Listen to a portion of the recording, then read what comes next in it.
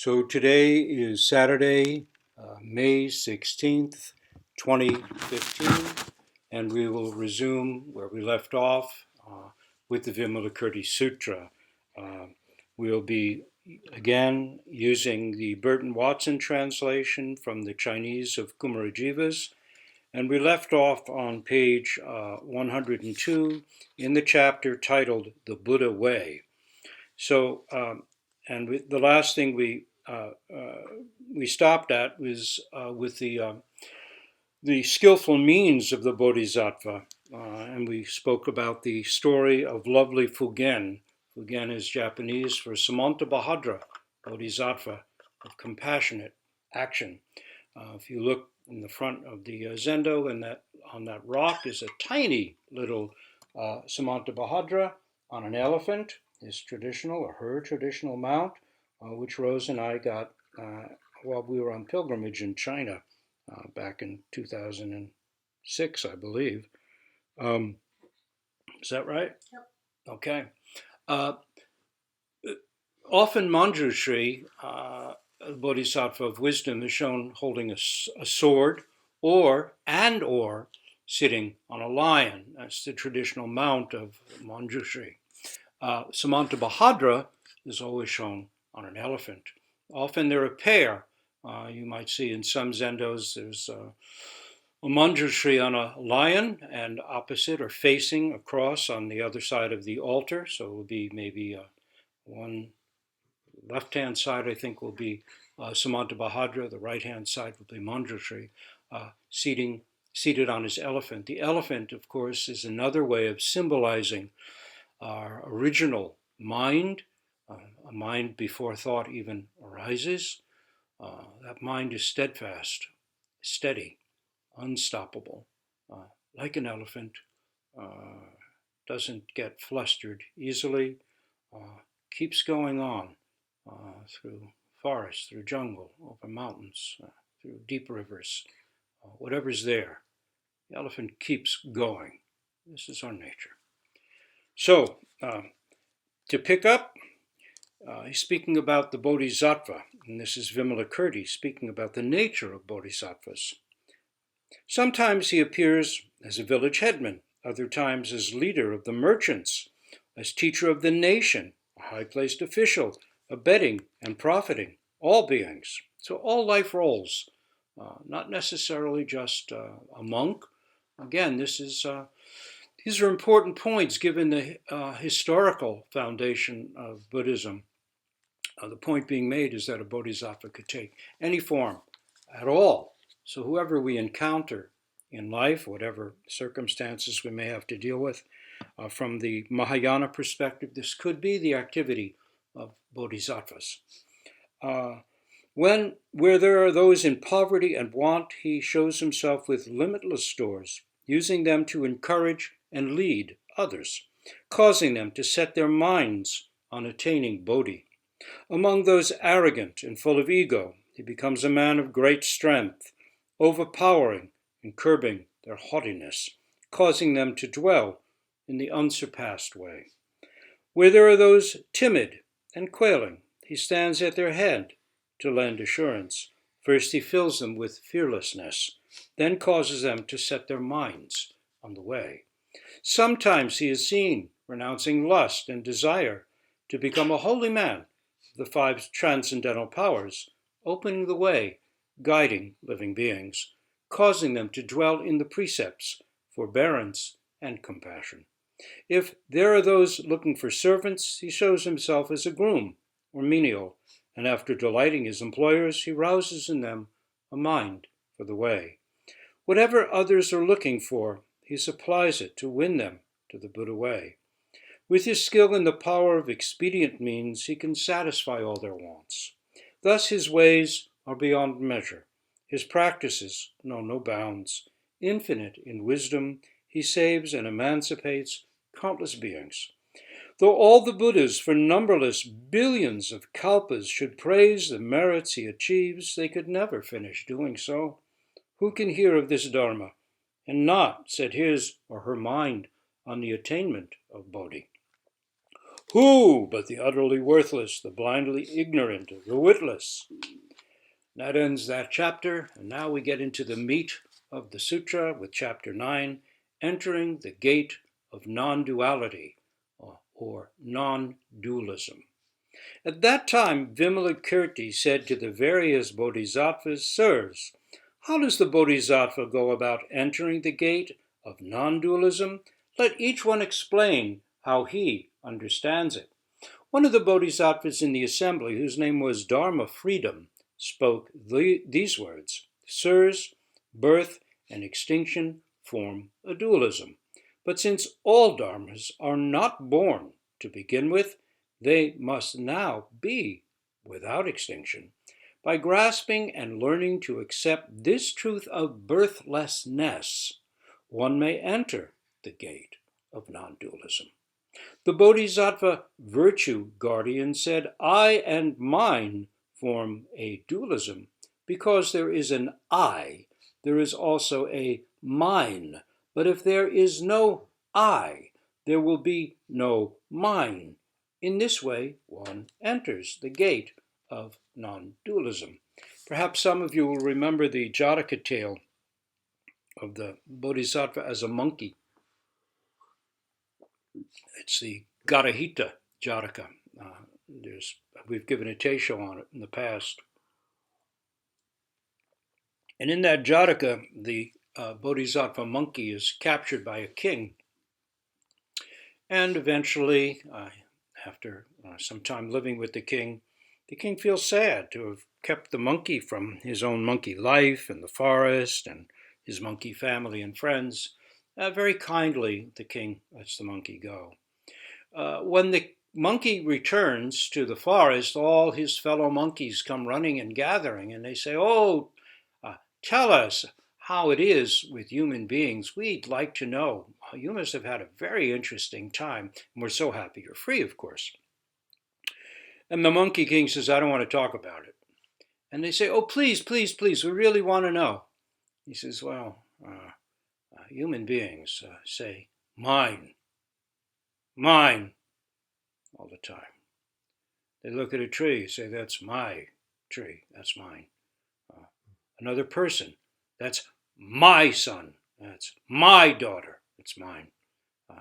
They look at a chariot, it's mine. They look at a piece of ground, that's mine. It's terrible, it's horrifying. Wherever they go, it's mine, mine. Their minds are just filled with it. And the other monkeys are horrified, and they run away from that spot, which had been their gathering spot until then, never to return there because it's been stained, fouled with this horrible insight into what human beings do with their precious minds. So, Virtue Guardian, the Bodhisattva, points that one out. The Bodhisattva unblinking said perception and non-perception form a dualism. But if dharmas are not perceived, then there is nothing to take hold of. And because there is nothing to take hold of, there will be no grasping, no rejecting, no action, no volition.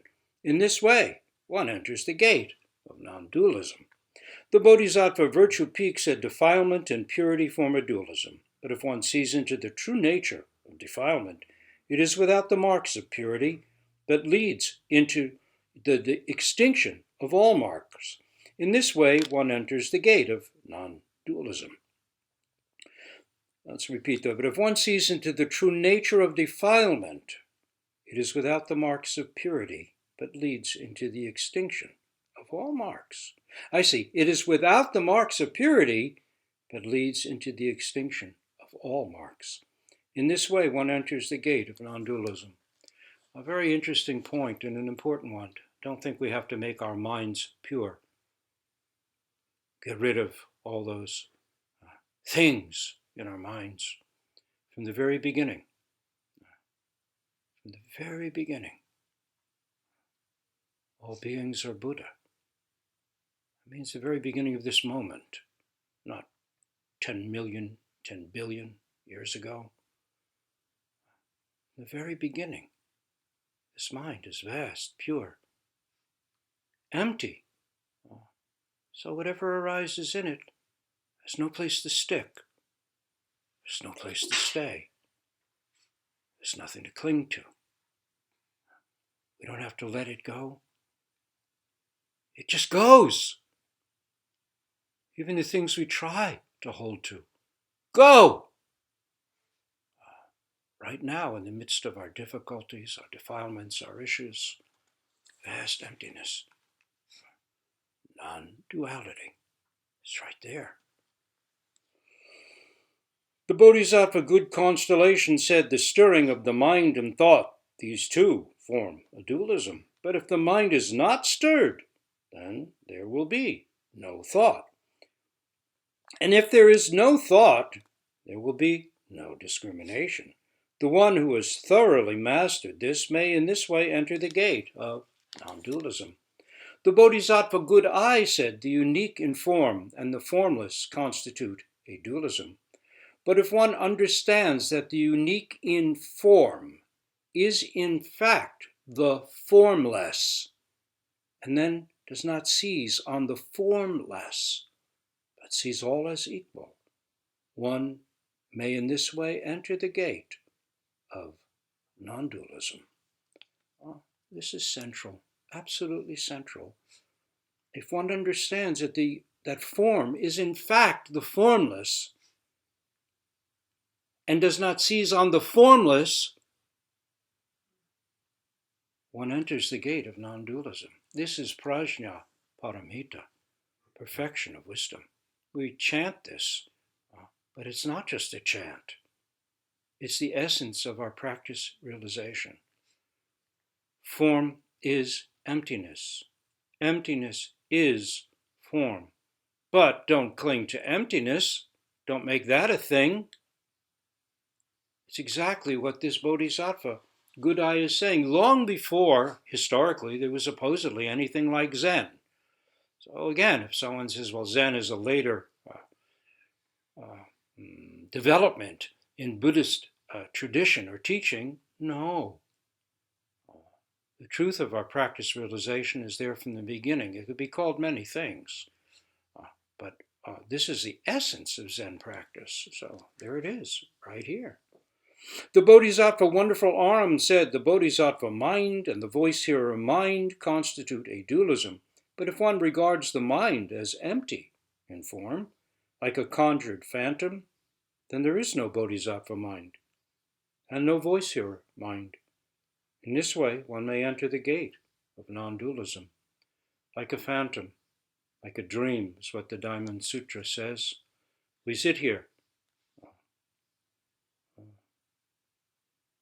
Our sense of dualism, the sense of a person separate from other persons and other things. This is a phantom being created by our own minds. We're like phantoms conjured by a magician. It's one of the images that's used in the sutras. Is such a being here or not here? Such dualisms don't apply in reality. The Bodhisattva Pusha, it says, is the 23rd of the 28 constellations or stellar mansions of Indian astrology, the constellation under whose influence this Bodhisattva was born. The Bodhisattva Pusha said good and not good form a dualism. But if one does not call up either good or not good, but enters into the realm of the formless and truly masters it, in this way one may enter the gate of non-dualism. That is right in the middle of our lives as they are, not when we're good, not when we're gooder, not when we're finally there, but good and not good just as they are. In this very moment form a dualism, but if one does not call up either good or not good, but enters into the realm of the formless and truly masters it, that is, doesn't stick to it either, in this way, one may enter. One may actually enter right in the midst of one's own life with all its issues and problems, the gate of non-dualism. The Bodhisattva Lion said blame and blessing form a dualism, but if one penetrates the true nature of blame, it is no different from blessing.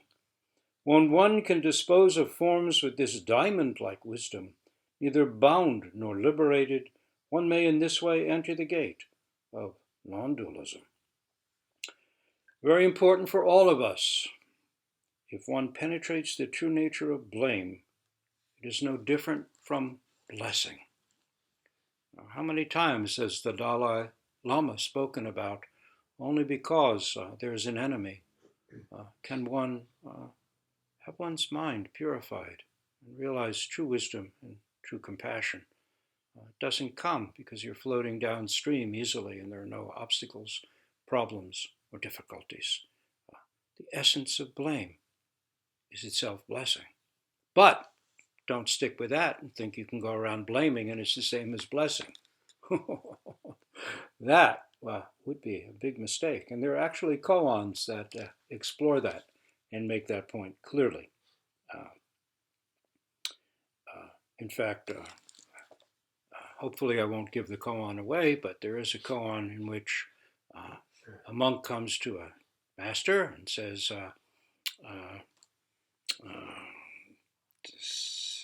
let's see, something about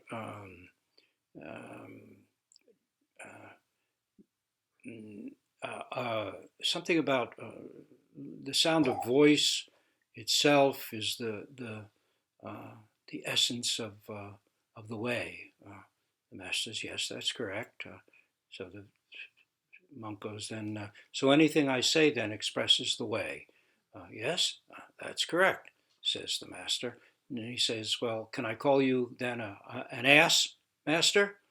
And the master takes a stick and whacks him. And then the monk goes on and he says something like, so all sounds are the sounds of the Dharma. Is that correct? And the master says, yes, that's correct. Then the monk goes, so does your asshole make farting sounds? And the master takes a stick, whacks him. Yes, blame is the same as blessing, but if you go around blaming, it's not the same as blessing. So, important clarification going on there. The Bodhisattva Lion Will said, presence of outflows of passion and absence of such outflows constitute a dualism. But if one can grasp the fact that all dharmas are equal, then one will not give rise to the concept of outflows or no outflows. One will not be attached to form, nor dwell in formlessness either. In this way, one may enter the gate of non-dualism. The Bodhisattva Pure Understanding said the created and the uncreated form a dualism. But if one does away with all enumerations, then the mind is like empty sky, freed of all obstacles through pure, clean wisdom. In this way, one enters the gate of non-dualism. The Bodhisattva Narayana. Narayana is, I believe, one of the ancient Indian Hindu gods. Narayana might be like Shiva, actually. So anyway, the Bodhisattva Narayana said the worldly and the unworldly form a dualism. This is certainly something we all know very well. The worldly and the unworldly form a dualism. But since the nature of the worldly is empty, the worldly is in fact the unworldly, neither entering into it nor going out of it, neither exceeding nor falling short. In this way, one enters the gate of non-dualism. How often do we divide up our world? The sacred and the profane, the ordinary and the holy, the worldly and the unworldly.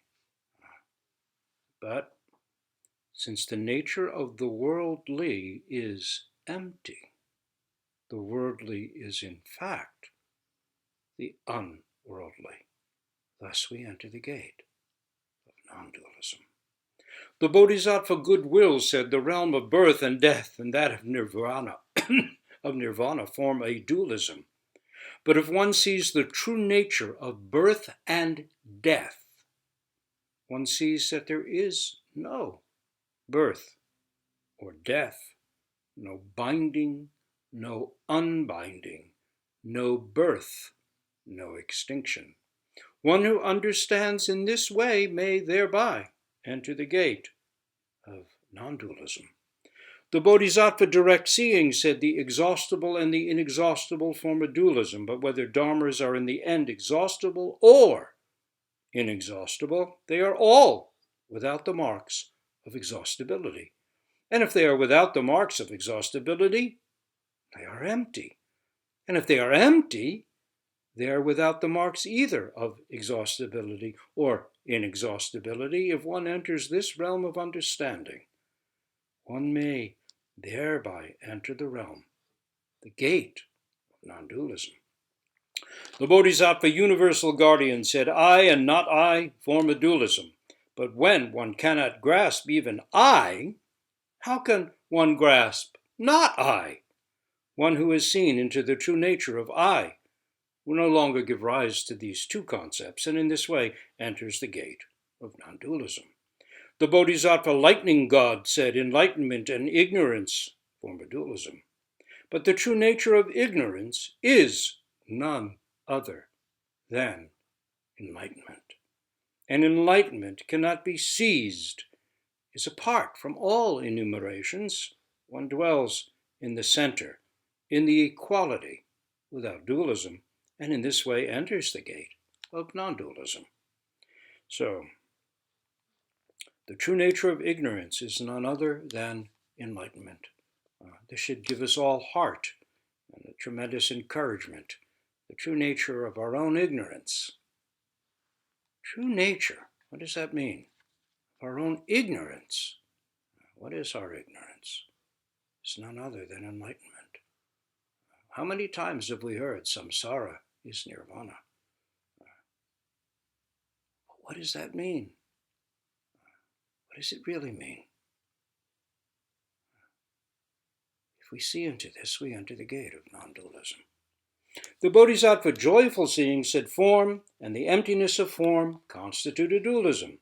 But form is none other than emptiness. Emptiness does not represent the extinction of form. This is very important. So many people hear about emptiness and get nervous. The Bodhisattva here is being very clear and very compassionate. But form is none other than emptiness. Form.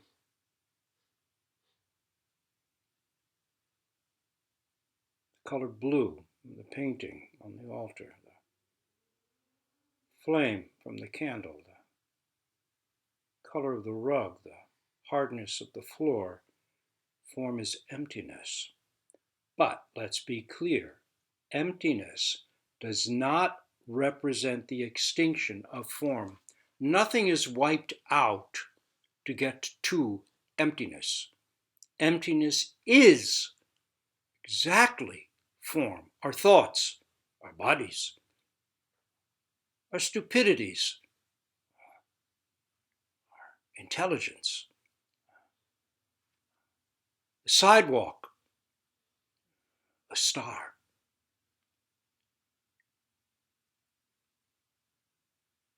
These things are not wiped away to find emptiness. Emptiness isn't like a mayonnaise under all the distinct forms. Everything gets mushed down into some kind of primal mayonnaise. Form is emptiness.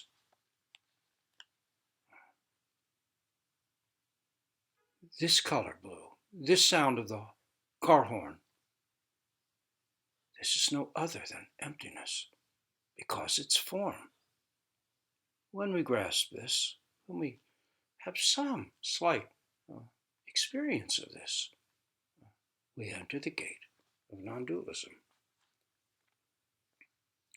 In the same way, perception, he goes on, form is itself empty by nature. Yes, that's the point. In the same way, perception, conception, volition, and consciousness, and the emptiness of consciousness constitute dualisms.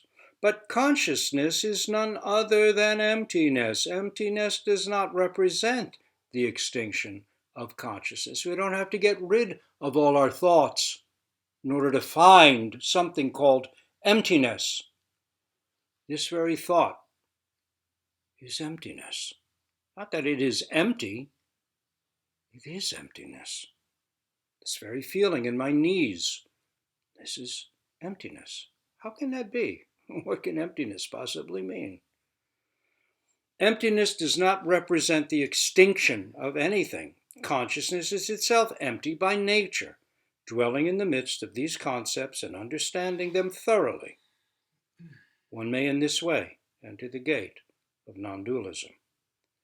Prajna Paramita Hridaya, heart of perfect wisdom. Form is only emptiness. Emptiness only form. Because the Bodhisattva sees this, the Bodhisattva loses all fear. This is the essence of the Prajna Paramita Hridaya, heart of perfect wisdom. Heart of perfect wisdom. The Bodhisattva, enlightened as to form, said to regard the four elements, earth, water, fire, and wind, as different from the element emptiness or space. It is dualistic. The nature of the four elements is none other than the nature of emptiness. Just as the past and future of these elements is empty, so too must their present be empty. If one can understand the nature of the elements in this way, one may thereby enter the gate of non-dualism. The Bodhisattva, wonderful will, said the I, and the objects it observes constitute a dualism. But if one understands the nature of the I, then with regard to objects one will be without greed, without anger, and without stupidity. This is called tranquil extinction.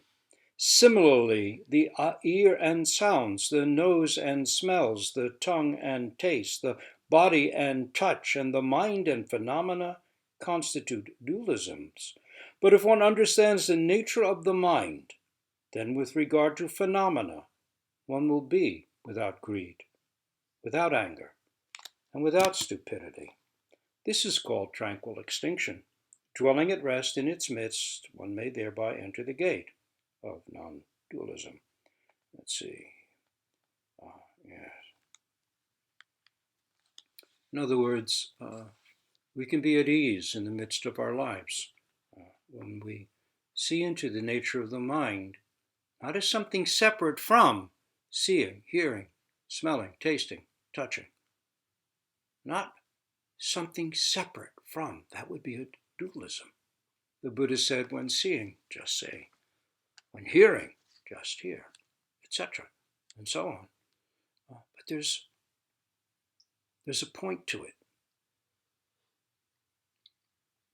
What is that non-dualistic point? Just seeing, and just hearing, and just feeling, etc. That is emptiness. Stay with it, right there, in the midst of everything. The Bodhisattva, inexhaustible will, said almsgiving and applying the merits gained thereby to acquire comprehensive wisdom constituted dualism. But the nature of almsgiving is none other than the applying of merits to acquire comprehensive wisdom. Similarly, keeping of the precepts, forbearance, assiduousness, meditation, and wisdom form dualisms, in contrast to the applying of merit to acquire comprehensive wisdom. But the nature of wisdom is none other than the applying of merits to acquire comprehensive wisdom. By entering into an understanding of the singleness of form that all these share, one may thus enter the gate of non-dualism. The Bodhisattva, deep wisdom, said, this is emptiness, this is formlessness, this is non-action. To speak in this manner is dualistic. Emptiness is none other than formlessness. Formlessness is none other than non-action. If something is empty, formless, non-acting, then it is without mind, will, or consciousness. This single doctrine of emancipation is the same as the threefold doctrine of emancipation regarding emptiness, formlessness, and non-action. In this way, one enters the gate of non-dualism. The Bodhisattva Tranquil Root said to speak of the Buddha, the Dharma, and the Sangha is dualistic. The Buddha is none other than the Dharma. The Dharma is none other than the Sangha. These three treasures are all uncreated in form, like the empty sky, and all dharmas are the same. One who can act in accordance with this understanding may thereby enter the gate of non-dualism. The Bodhisattva mind unobstructed said the body and the body extinguished constituted dualism, but the body is none other than the body extinguished. This very body, the body of Buddha. Why? Because one who sees into the true form of the body does not give rise to thoughts of seeing the body or seeing the extinction of the body. The body and the extinction of the body are not two things, not a distinction to be made. One who rests, it's a wonderful term, one who rests in this understanding, neither alarmed or fearful, may in this way enter the gate of non-dualism. If you want to have a wonderful image of what it is to abide or to rest in this understanding, you can look at the Bodhisattva up in the front, who's the relaxed, reclining Bodhisattva in the traditional posture known as royal ease, to be at ease in all the circumstances of one's life, the painful things, the joyous things. Not suppressing them, not going, oh, I shouldn't be joyous, or oh, I shouldn't be sad, because to be a Buddhist I should be calm, but to rest at ease in the midst of all the experiences, difficulties, issues, errors, efforts, concerns. This is what it's pointing to rest, to be at ease, at peace, right in the midst of it all. This is the point of our practice in many ways, not to flatten everything down, but to find a ground of ease in the midst of it all. The Bodhisattva superior goodness said to speak of the activities of body, mouth, and mind is dualistic. These three activities are all marked by the aspect of non-action. If the body is marked by non-action, then the mouth must be marked by non-action, and if the mouth is marked by non-action, then the mind must be marked by non-action. And since these three activities are marked by non-action, then all dharmas must be marked by non-action. One who can go along with this wisdom of non-action may in this way enter the gate of non-dualism. The Bodhisattva Merit Field said, to speak of meritorious deeds, blameful deeds, and deeds that call forth no retribution is dualistic. The true nature of all three kinds of deeds, that is, the meritorious, the blameful, and that are neutral, the true nature of all three kinds of deeds is empty. And if it is empty, then there are no meritorious deeds, no blameful deeds, and no deeds that call forth no retribution. Why? I'm going to add this. Because there's no one there gaining the merit. There's no one there accepting the blame. There's no one there being neutral, which doesn't mean that we don't suffer the consequences, both good and evil and neutral, of all our thoughts and actions. One who does not rouse any thought of distinctions with regard to these three types of deeds may thereby enter the gate of non-dualism. So it's not saying that there's no karma. The Bodhisattva flower garland said, from the concept of self rises the concept of two things, self and other, which creates a dualism. But one who sees into the true form of the self will not give rise to the thought of two things. And if one does not dwell in the thought of two things, then one will be without consciousness, and without anything one is conscious of, and in this way may enter the gate of non-dualism. The Bodhisattva virtue storehouse, said to suppose that there is some form or object that one can acquire, is dualistic. But if one realizes that there is nothing to be acquired, then there will be no grasping and no rejecting. And when there is no grasping and no rejecting, one may in this way enter the gate of non-dualism. The Bodhisattva, moon in midair, said, darkness and light form a dualism. If there is no darkness and no light, there will be no dualism. Why? It's like entering the meditation that wipes out perception and conception, where there is neither darkness nor light. And the forms of all dharmas are the same as this. If one enters this state and views all with equality, one may thereby enter the gate of non-dualism. The Bodhisattva treasure sign said to yearn for nirvana and not delight in the world constitutes a dualism. But if one does not yearn for nirvana and does not loathe the world, there will be no dualism. Why? If there is binding, there will be unbinding. But if there is no binding to begin with, who will seek to be unbound? And where there is no binding and unbinding, there will be no yearning and no loathing. And in this way, one may enter the gate of non-dualism. Let's repeat that. We're almost at the end of the chapter, but this is a very important point.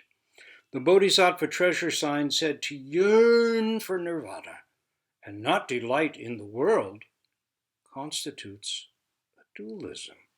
But if one does not yearn for nirvana and does not loathe the world, there will be no dualism. Why? If there is binding, there will be unbinding. Binding means I yearn for nirvana. Binding means I loathe the worldliness of the world. But if there is no binding to begin with, from the very beginning, that is this moment, right now, from the very beginning, there's no binding. There's no one to be bound. And yet, we can feel very bound from time to time, very bound indeed. But if there is no binding to begin with, who will seek to be unbound? We just experienced the being bound all the way down to the bottom. And where there is no binding and unbinding, there will be no yearning and no loathing, and in this way, one may enter the gate of non-dualism. The Bodhisattva jewel-crowned king said the correct way and the erroneous way constitute a dualism. But one who dwells in the correct way does not make distinction, saying, this is erroneous or this is correct. By removing oneself from both, one may thereby enter the gate of non-dualism. The Bodhisattva delight in truth said the true and the not true form a dualism. But one who sees truly cannot even see the true. So how can he see the untrue? Why? Because they cannot be seen by the physical eye. Only the eye of wisdom can see them. But for this eye of wisdom, there is no seeing and no not seeing. In this way, one may enter the gate of non-dualism. Only the eye of wisdom can see them. But for this eye of wisdom, there is no seeing and no not seeing. Often in Zen language, blindness is referred to.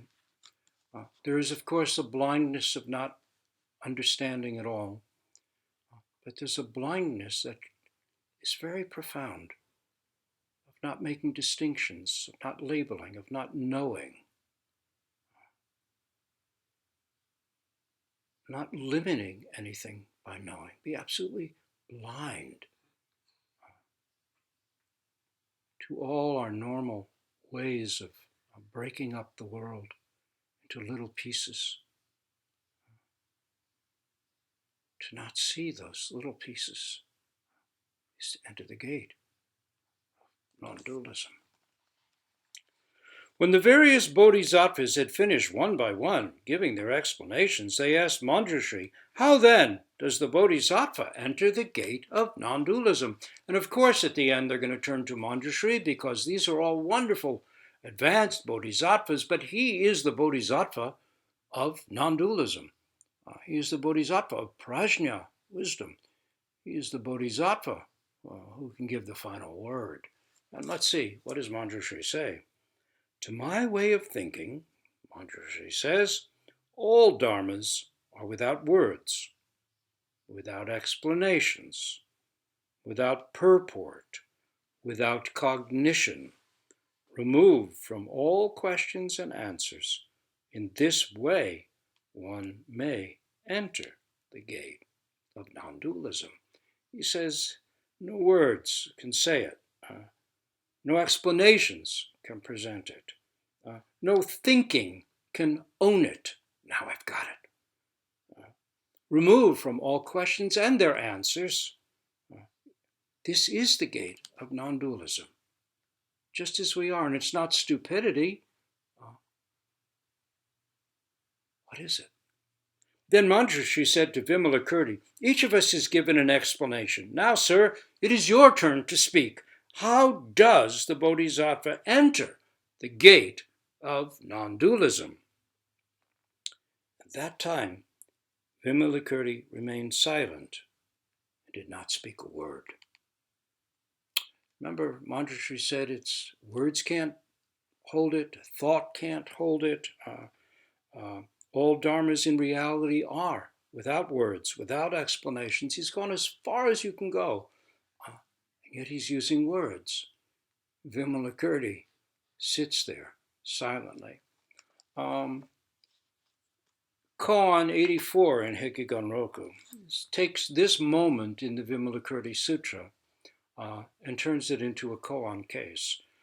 The silence of Vimalakirti is traditionally known as the thundering silence of Vimalakirti. It wasn't just sitting there.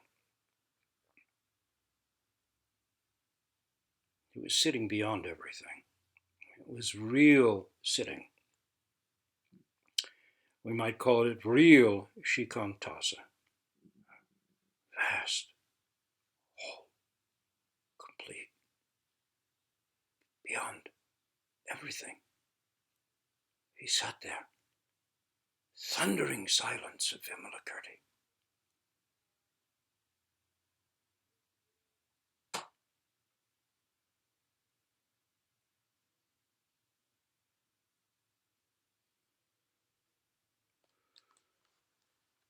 Then Manjushri sighed and said, excellent, excellent. Not a word, not a syllable.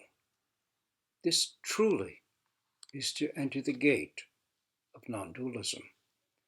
When this chapter on entering the gate of non-dualism was preached, 5,000 bodhisattvas in the assembly were all able to enter the gate of non-dualism and to learn to accept the truth of birthlessness. So we will stop here, recite our vows for all beings, and we'll begin next time, which will be a week from today, with chapter 10, which is fragrance accumulated. And it's a very magical and funny chapter that we'll get to next time.